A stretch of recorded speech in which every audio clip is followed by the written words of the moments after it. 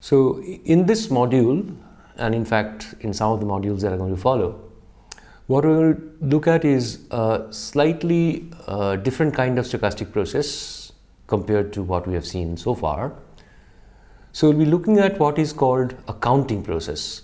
Essentially, it's a situation where some event or arrival would take place at random points of time, continuum in the continuum. That means in the whole time interval from 0 to infinity, and the process would simply record the count of number of arrivals up to time t. So we start with a general definition of a counting process, and then we specialize to one special counting process which is of enormous importance in applications into queuing theory and many other areas, namely that of what is called a Poisson process, or more correctly it should be called a homogeneous Poisson process with intensity or rate lambda, and examine. First we start with the definition and then examine some of its properties. First I start with counting processes. So basically you want to model a situation where, let's say, a particular event of interest keeps on occurring repeatedly at random time points over the whole non-negative continuous time horizon. We call it capital T, which is basically 0 to infinity. So all possible non-negative times. Typical examples would be road accidents at a particular spot, so they keep on happening at random times. Emission of radioactive particles from a substance, so the emissions keep on occurring repeatedly at random points of time. Hits of a specific website, so again a particular website may be hit at random points of time, so it's the same events that keep on repeating. And a very common example is arrival of customers at some service counter, and this has a lot of applications. Okay, so you have random occurrence of occurrence times of the successive events, so we would denote them by S1, S2, S3, etc., Sn. So the S1 is the time of occurrence of the first event, S2 is that of the second event, and so on and so forth. So in general, Sn is the random time of occurrence of the nth event, n greater than or equal to 1. So Sn's are non-negative real valued random variables, satisfying this inequality that Sn has to be less than or equal to Sn plus 1, because Sn is the time of occurrence of the nth event and Sn plus 1 is the same for the n plus first event, so they must be ordered this way. But the important thing to notice is that at this point of time equality is allowed, so which means that as of now we are not ruling out the possibility of more than one occurrence taking place at the same time point, which is why Sn could be allowed to be equal to Sn plus 1. That means the nth and the n plus first event may occur at the same time. For the sake of completeness, we'll put S0 to be identically 0. So, including S0 in that chain of inequalities, this is what we have. 0 equal to S0, less than or equal to S1, less than or equal to S2, etc., etc. So now we are going to make a very, very important assumption.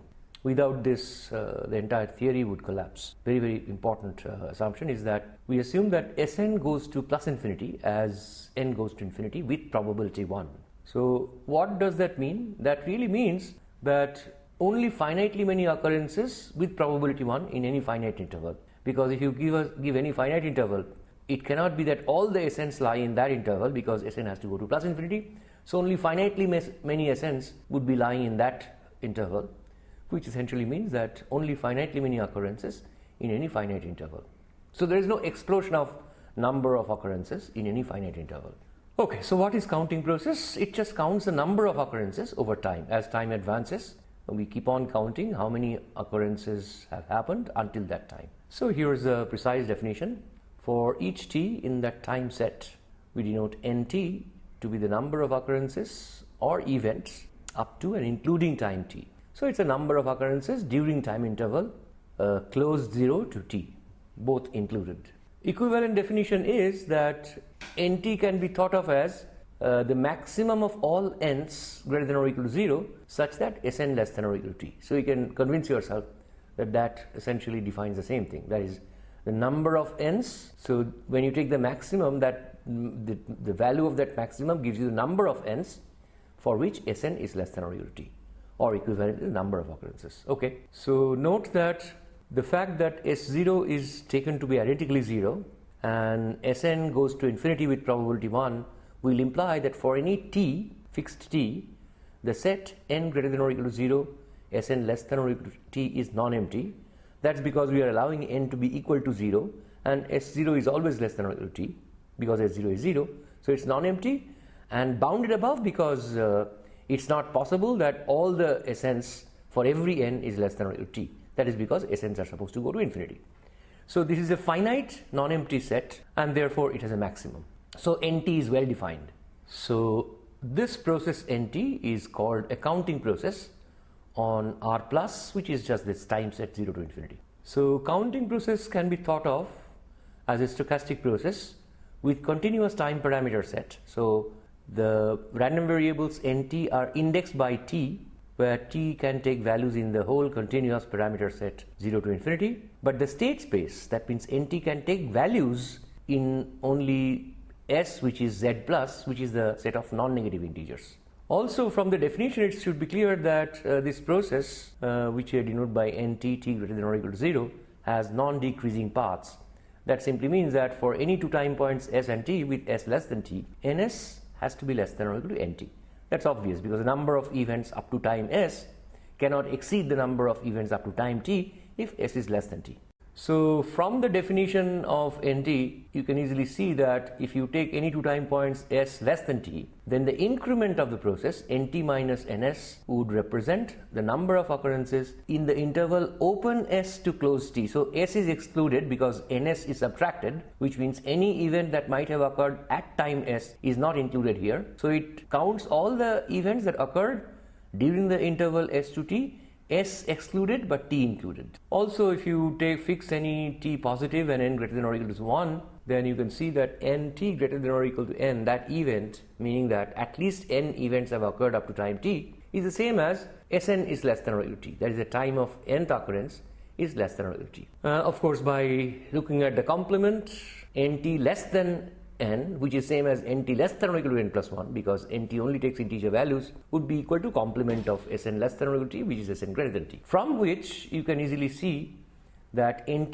equal to n would be the event that nt is greater than or equal to n but less than or equal to n plus 1, less than n plus 1, or less than or equal to n, from which you get that these two events are same. In particular, SNT is the time of occurrence of the nth event, which is the last event up to time t. That has to be less than or equal to t by definition. And the SNT plus 1, which is the time of occurrence of the event which is to happen after time t. So that, of course, has to be greater than t always. That's clear from definition. So, of course, the counting process is completely determined by the sequence of successive occurrence times, because the entire randomness comes from there. Therefore, if to be technical, if I have a probability space omega fp on which a sequence Sn of random variables is defined, then the process Nt is also defined in the same probability space. This is just a technical remark. Now it's clear from the definition that for each omega in omega, the function t going to nt omega, the fixed in omega, look at the function t going to nt omega. So this is a function of 0 to infinity. This is often called the omega path or omega trajectory of the counting process.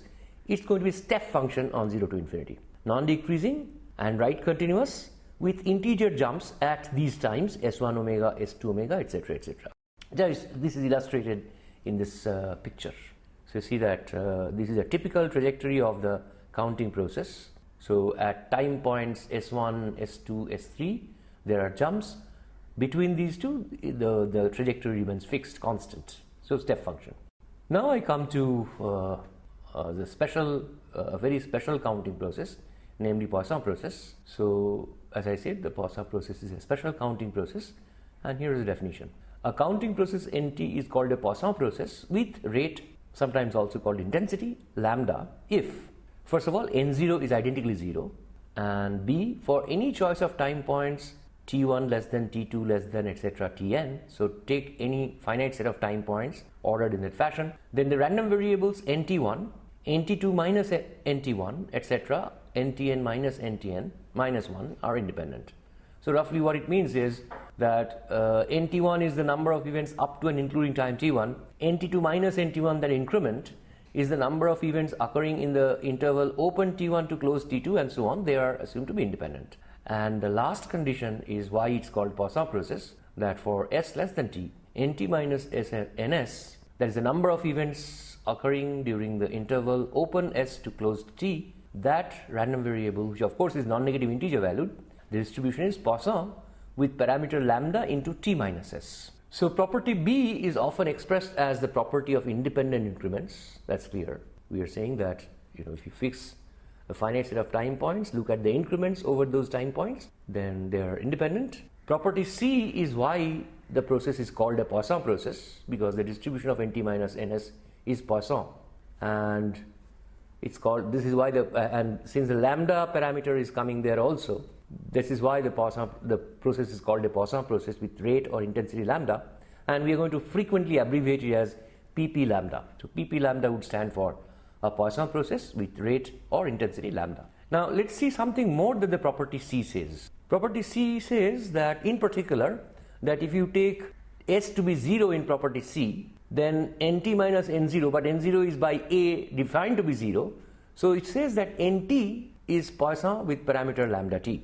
Okay, so the number of occurrences up to time t, starting from time 0, that random number is distributed as Poisson with parameter lambda t, and from this you see that for any s less than t, the distribution of nt minus ns, which is according to C supposed to be Poisson with parameter lambda t minus s, but this is also the distribution of lambda n at t minus s. So the distribution of nt minus ns is same as the distribution of n t minus s. What it says is that the distribution of the increment over a time interval st really depends only on the length of the interval, does not depend on where it's located. So a property often expressed as property of stationary increments. Here's an important property. If you fix an s and define a new process to be called n tilde t, and define it as for every t greater than or equal to 0, it's defined to be ns plus t minus ns. So s is fixed here. So it's a process over t. Then the fact is that this new process nt tilde is again a Poisson process with intensity lambda. So it's exactly like the original process. Moreover, it's independent of nu for u less than or equal to s. So let's see why it's true. It's actually a consequence of the definition. That this new process nt tilde is a pp lambda is immediate from definition, because n0 tilde is clearly 0, and the increment of nt tilde over a time t to t prime is exactly the same as the increment of nt over the time interval s plus t to s plus t prime. You can easily see that from definition, from which the other two properties follow immediately, because to check properties of the increments of n tilde, you have to really go back to properties of, because they are increments of n as well, and therefore properties of increments of n tilde follow from properties of increments of n. So therefore it turns out that nt tilde is exactly once again a Poisson process with same parameter lambda. Now to show that this nt tilde process is independent of these random variables nu, it's enough to show that for any collection of finitely many time points u1, u2, um less than s, and t1, t2, tn greater than s, the random vectors nt1 tilde etc. ntn tilde and the vector nu1 etc. num ns are independent of each other. Or equivalently, I can look at the from the set nt tilde etc. up to nt tilde n, I can, rather than showing that that vector is independent of this nu1 etc. ns vector, it's enough to look at the increments of this vector. So nt tilde, nt1 tilde, nt2 tilde minus nt1 tilde etc. and similarly increments of the other vector. It's enough to show that these two vectors are independent, because once you show that these two vectors are independent, the original vectors can be written as partial sums of these vectors. Just convince yourself. But this is now an immediate consequence of the independent increments property of nu. Just verify this, because this increments of the nt tilde process can be written as increments of the n process, as we've already seen, and then the whole thing becomes just a property of increments of the n process over disjoint intervals. Okay, so just write down and verify this. And that's what I've said. So this is an immediate consequence of the independent increments property of NT. Here is what this property that is just now proved says. So if you have a counting process NT, which is a pp lambda, then fix any s positive. For such an s, the counting process NT tilde that we have defined, that counts the number of occurrences starting from time s onwards. That's exactly what, if you look at the definition of NT tilde, that's exactly what it does. It's as if whatever has happened up to time s is not not brought into picture at all. You start counting, your time starts at time s, and you start counting the number of events starting from time s onwards. Then this process behaves exactly like the original counting process, and it's independent of the occurrences up to and including time s. So one way to think about it, that if a Poisson process has been running, but you happen to enter the picture only at time s, and for you the process starts at time s, then this process that you are observing is also a Poisson process, exactly like the original process. It's independent of all the past that already has happened up to time s. Okay, now we turn to an important question. Recall that the definition of a general counting process was based on repeated occurrences of an event at random points of time, and denoting Sn, n greater than or equal to 1, to be the random time of the nth occurrence, and putting S0 identically equal to 0, we have the sequence that we have seen already at the definition of the counting process. And we assume that Sn goes to infinity as n goes to infinity, and define the counting process Nt as Nt is the number of occurrences during the time interval 0 to t, or equivalently Nt is, so as was seen when you define counting process. So a natural way to define a specific counting process, which as I said Poisson process is, would be to first specify the sequence Sn, that is to specify the joint distribution of the sequence Sn, and then derive the distribution of Nt from there. However, that's not what we did. We defined a Poisson process with rate lambda by directly prescribing the distribution of the counting process Nt, and without any mention of the underlying sequence Sn of arrival times. Question. From this definition of this counting process Nt, which is a Poisson process with rate lambda, what can you say about the joint distribution of the arrival times for the Poisson process? So that's the question that we're going to now look into. So let Nt be a Poisson process with its sequence of successive arrival times denoted by 0 less than or equal to S1 less than or equal to S2, etc., etc. Now, using the definition of Poisson process with intensity lambda, we are going to explicitly find the joint distribution of S1, S2, Sn for every n greater than or equal to 1. So let's start with distribution of S1 first. Note that because our definition of Poisson process says that n0 is identically 0, that immediately tells you that S1, the time of the first arrival, has to be strictly positive. No arrival at time 0. That's part of the definition of Poisson process. Next, by definition, S1 greater than t, that means the time of arrival of the first event, is strictly larger than t, means at time t, up to time t, no event has occurred, so nt equal to 0. That is same thing as saying that S1 less than or equal to t is the same as the event that nt is strictly positive for all t greater than 0. Now we use the fact that in the definition, from the definition we know that nt is for a Poisson process is a random variable with distribution Poisson with parameter lambda t. What we immediately get is that the probability that nt is positive is 1 minus e to the minus lambda t, because for a Poisson random variable with parameter lambda t, the probability that it's 0 is e to the minus lambda t. So 1 minus e to the minus lambda t is the probability that nt is greater than 0, so that we get probability that S1 is less than or equal to t is 1 minus e to the minus lambda t, but it's easy to see that that is nothing but the integral 0 to t lambda e to the minus lambda s ds for every t positive. So that tells you what? This is a distribution function, cumulative distribution function of S1. So that cumulative distribution function at t is the integral from 0 to t of this function lambda e to the minus lambda s ds. So this suggests that lambda e to the minus lambda s is the density of the random variable S1, which is a familiar density. It's called the density of the exponential random variable or distribution with parameter lambda. So we conclude that S1 has distribution exponential with parameter lambda. So having obtained the distribution of S1, now the next step would be to find the joint distribution of S1, S2, Sn.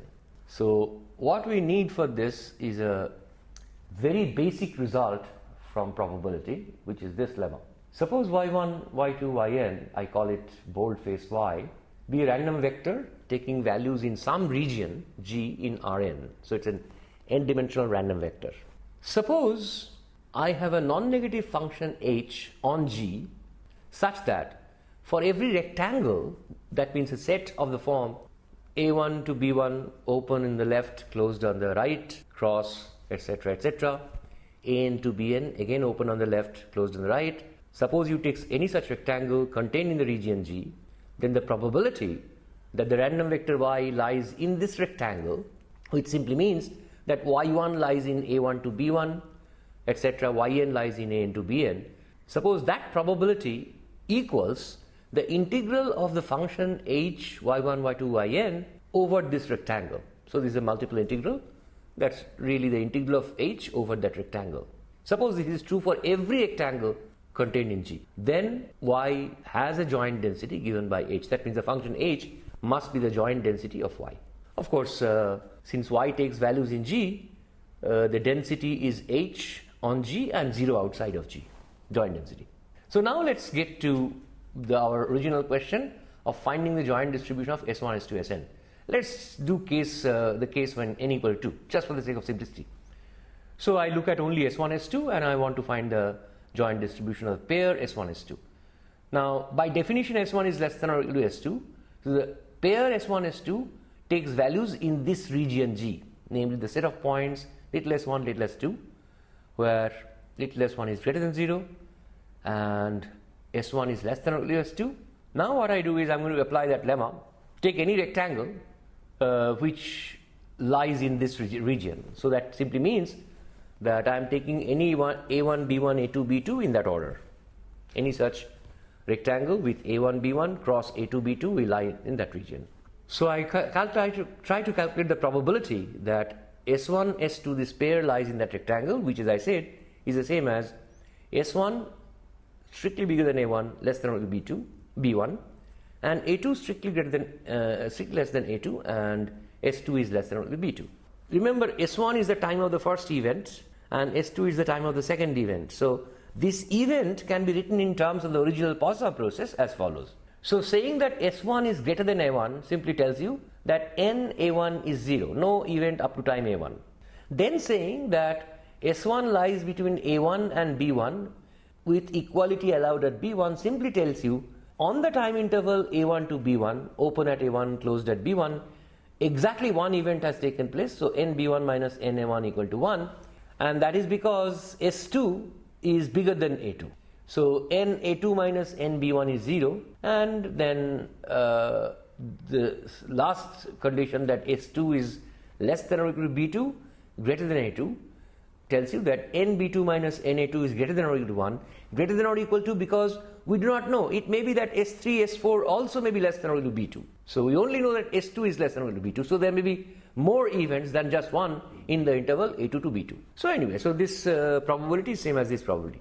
Now the advantage is, once we have written this event in terms of the Poisson process, or more specifically the increments of the Poisson process, we can now go back to the definition of the Poisson process and use the properties. So independence of increments and that third property, that stationarity property. First we use independence of increments to write this probability as a product of four probabilities, and then use the stationarity. So you can write down these probabilities explicitly because they are all Poisson distribution probabilities, and then do some algebra, and this is what you get: lambda b1 minus a1 into e to the power minus lambda a2 minus e to the minus lambda b2.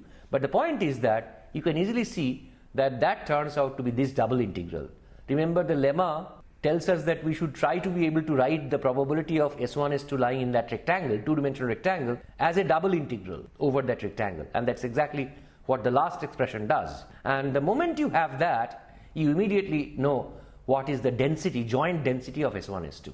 So using the lemma, we conclude that the pair s1, s2 has joint density given by this: lambda square e to the minus lambda s2 as a function of s1, s2, as long as s1 is positive and s1 is less than s2, and 0 otherwise.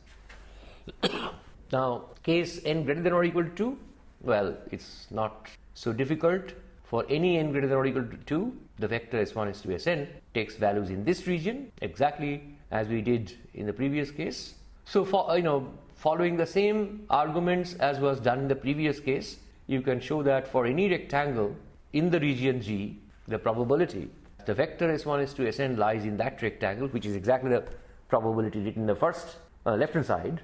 And again, you can convert this into an event in terms of the NTs and their increments, and then use the definition of the Poisson process, simplify, and this is what you get. Now we have to somehow try to think of this last expression right hand side as an n-fold integral of some function of n variables. Then that function would give us the joint density. So that's not difficult.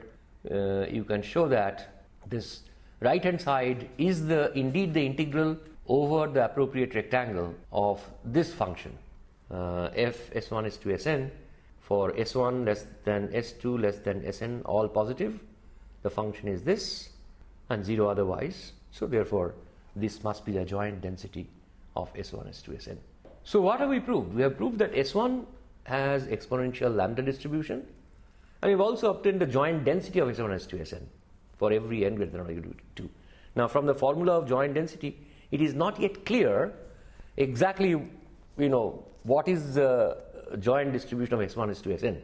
We have a formula for the density, but we'll see get a better picture very soon. Of course, the marginal distributions of the successive arrival times S2 S3 can easily be obtained from these joint distributions. That is something you know.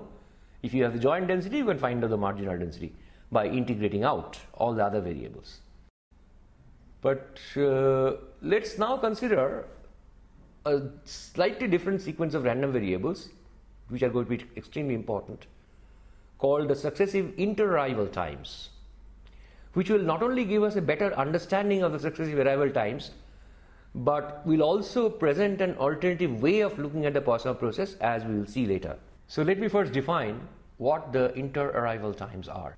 So they are random variables xn, again a sequence xn for n greater than or equal to 1. They're defined like this. x1 is s1 minus s0, which of course is s1 because s0 is taken to be 0.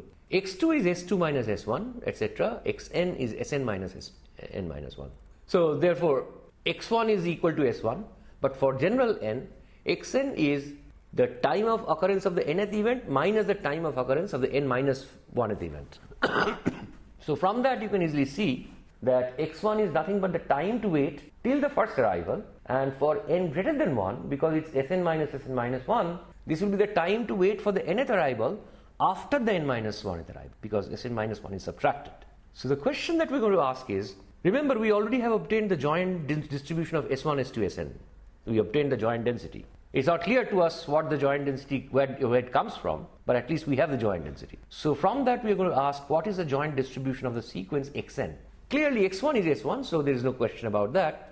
Therefore x1 has the same distribution as s1, which is exponential lambda.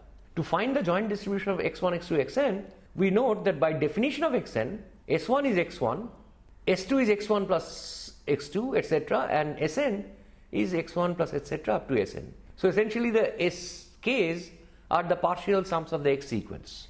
Now we know already that the s1 s2 sn vector has joint density given by this. This is something we have just proved. Using the very well-known Jacobian rule, one can find the joint density of x1, x2, xn. You can easily see that if you do this, apply the Jacobian rule, which is a standard thing in probability, basic probability, you can find the joint density of x1, x2, xn, and you can see it turns out to be this. But this is much nicer. You see the joint density of x1, x2, xn is this function g of x1, x2, xn, which is a product of the functions lambda into e to the power minus lambda xj for x1 greater than 0, etc., xn positive. So clearly you can easily see what this means is that not only is that all the xj's are exponential random variables with parameter lambda, but they're all independent because the joint density is a product of the marginal densities. Of course this is true for every n. So we conclude that the entire sequence xn are basically nothing but IID exponential lambda random variables. As an immediate consequence, of course, since xn is the sum of n many IID exponential random variables, and this is a very standard result, Sn has to be the gamma distribution with parameters n and lambda, which means that Sn has this density. Of course, you could have obtained it from the joint density of S1, S2, Sn also by integrating out other variables, but this is a direct way of finding it. Okay, so the result that the inter-arrival times of a Poisson process with parameter lambda or rate lambda or IID exponential lambda gives a very useful and important way of looking at a Poisson process with rate lambda. What it says is that in a Poisson process with rate lambda, the successive arrivals occur in the following manner. Start with no arrival at time t equal to 0 and wait for an exponential lambda time for the first arrival. After the first arrival occurs, now you have to wait from then on for another independent exponential lambda waiting time for the second arrival, and so on. By that I mean that after the second arrival has taken place, again you have to wait from that time point onwards for an independent exponential lambda time for the third arrival, and so on and so forth. In general, every time an arrival occurs, you have to wait from then on for an independent exponential lambda, independent of everything that has happened so far. So for an independent exponential lambda time for the next arrival. And these exponential lambda waiting times are all independent. So this gives a much clearer picture or a different picture of how to think of a Poisson process. But the important part is, we will see that in our next module, you will see that this description actually gives an alternative definition of Poisson process with intensity lambda. Remember, here we started with a certain definition of Poisson process and then derived this as a result, but we are going to show that we could have started with this and obtained the original properties of Poisson process. So in this module, we began with the definition of what is called a general counting process, which was basically a sequence of arrival times, random, and then based on certain assumptions on the sequence of arrival times, very elementary assumptions, we were able to define a counting process. But then quickly we defined a very special kind of counting process, namely what is called a Poisson process with rate lambda. And then we, after the definition, we defined what are called arrival times. We found the distribution of the arrival times for a Poisson process. The definition of a Poisson process was not through the joint distribution of arrival times, but starting from whatever definition we gave, we finally were able to find the joint distribution of arrival times. But what is more important is, for a Poisson process, we saw that if we look at the inter-arrival times, that is times between the successive arrivals, those turn out to be IID exponential random variables, and that is going to be a very crucial part in handling a Poisson process.